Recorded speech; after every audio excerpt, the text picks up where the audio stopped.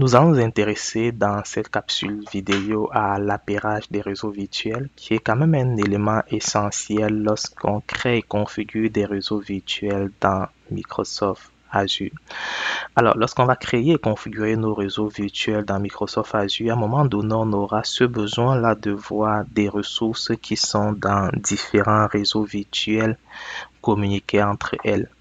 Or, par défaut, lorsque je vais aller dans Azure et me créer un réseau VNet 1 par exemple et déployer dans ce réseau une machine virtuelle VM1, ensuite je vais me créer un autre réseau virtuel VNet 2 et déployer une machine virtuelle VM2 dans ce réseau-là. Par défaut, les deux machines virtuelles ne peuvent pas communiquer entre elles, tout simplement parce que le VNet vient mettre en place de l'isolation réseau et autorise uniquement la communication entre les périphériques qui se retrouvent dans le même réseau. Donc la communication entre réseaux n'est pas permis à la base. Mais il va arriver qu'on ait justement ce besoin-là de faire communiquer nos réseaux. Parce que j'ai, par exemple, une machine dans mon réseau 1 et peut-être une base de données dans mon réseau 2 qui doivent communiquer entre elles. À ce moment-là, je vais passer par l'appairage réseau ou encore le peering. Donc, le peering va tout simplement permettre aux ressources dans les réseaux virtuels de communiquer entre elles comme si elles se trouvaient sur le même réseau, tout simplement. Alors, pourquoi est-ce qu'on doit utiliser l'appairage des réseaux? Tout simplement parce que la fonctionnalité d'appairage des réseaux de la plateforme Microsoft Azure vient faciliter la connectivité entre nos VNet. Et on peut avoir cette connectivité-là même si nos VNet sont déployés dans des régions différentes. Là, on va parler de connectivité globale, d'appairage global. Et même dans le contexte où on a choisi de déployer nos différents VNet dans des subscriptions ou bien des abonnements Azure différents. Et aussi, un autre avantage qu'on a avec ces services-là, c'est que il va nous offrir une faible latence et un haut débit pour les communications entre VNet parce que derrière, c'est tout simplement l'infrastructure de Microsoft qui est utilisée. Et la communication entre les différents centres de données de Microsoft s'est fait via justement via un réseau à haut débit, ok, qui offre une très très faible latence. Un autre aspect également, c'est que on va être en mesure de profiter d'une architecture réseau flexible et scalable et ça va nous éviter d'avoir recours à un service de passerelle comme un Virtual Private Network ou encore aller utiliser une passerelle sur Internet. Okay? Alors, comment est-ce que ça fonctionne?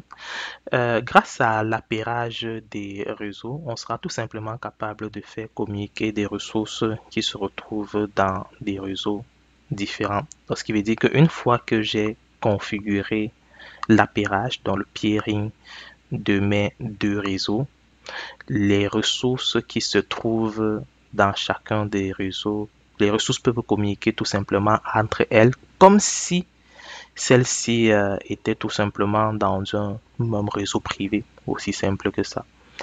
Et aussi, il y a le routage entre VM. Donc, c'est la responsabilité d'Azure lorsque je fais la configuration de l'appairage, de router automatiquement le trafic entre les VNet appairés. Donc, comme je l'ai dit précédemment, une fois qu'on a fait cette configuration, on n'a plus besoin, ça nous décharge du besoin d'avoir recours à un VPN ou à une passerelle sur Internet, ce qui vient tout simplement réduire les coûts. Si j'ai recours à un VPN, il faudrait peut-être que je déploie les ressources nécessaires pour cela, que j'ai acquis ce qu'il faut pour faire cette configuration-là et bien évidemment ce coûteux. Or, lorsque j'utilise le peering des réseaux dans Azure, c'est un service qui n'est pas facturé, ça ne me coûte rien du tout.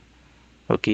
En dehors, bien évidemment, si le peering se fait pour des VNet qui sont dans des régions différentes, il faut noter quand même que Microsoft va me charger pour la consommation de la bande passante. Mais si c'est dans la même région, à ce moment-là, ben, Je ne suis même pas chargé pour la bande passante parce que je reste dans la même région. Il n'y a pas de sortie de données ou bien d'informations d'une région à une autre. Aussi, on a la notion de transitivité. Donc, il faut noter que le VNet peering n'est pas transitif. Qu'est-ce que ça veut dire concrètement? Supposons que moi j'ai trois réseaux, un réseau A, un réseau B et un réseau C. Le réseau A est connecté au réseau B et le réseau B est connecté au réseau C. Le réseau A et C ne peuvent pas communiquer en passant par B parce que la transitivité n'est pas possible. Le réseau A peut communiquer avec le réseau B peut communiquer avec le réseau C, le réseau A et C ne peuvent pas communiquer. Si on a un tel besoin, il va falloir passer par d'autres services de transit comme des passerelles. D'accord? Alors ici, on peut avoir deux types d'appairage. Donc, lorsque je fais de l'appairage entre un réseau virtuel dans une région et un autre réseau virtuel dans une autre région, on va parler ici d'appairage global. Et comme je l'ai dit, dans ce contexte-là, on aura des coûts au niveau du transit de données entre les deux régions. Donc la consommation de la bande passante, Microsoft va nous tarifer pour cela. Tandis que si on reste dans la même région, ici on va parler de l'appairage régional parce on a deux réseaux sur lesquels on est tout simplement venu configurer de l'appairage en restant dans la même région. Alors pour être en mesure de configurer de l'appairage, on a quand même quelques prérequis. Le premier prérequis que je vais mentionner est tout simplement le fait que les réseaux en question, si on veut être en mesure de configurer l'appairage, il ne faudra pas que les adresses se chevauchent. Dès lors que je me retrouve avec deux réseaux où on a des adresses qui se chevauchent, on ne sera pas capable de les piérer ensemble. Tout simplement parce qu'on va avoir des machines qui ont les mêmes adresses IP, sachant que à partir du moment où on fait le peering, c'est comme si nos deux réseaux devenaient un seul réseau. C'est ça justement la particularité. Dès lors que je fais le peering de mes deux réseaux, ça devient tout simplement un seul réseau. Ok? Pour créer de l'appairage, il faut bien évidemment qu'on ait deux réseaux à notre disposition. Et le deuxième réseau est tout simplement appelé le réseau distant.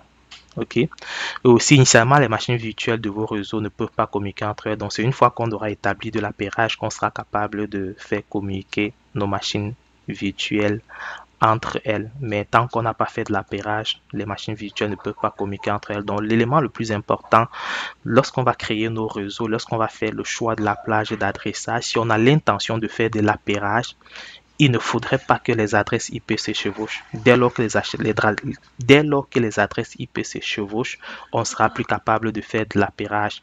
C'est tout pour cette capsule vidéo. Merci.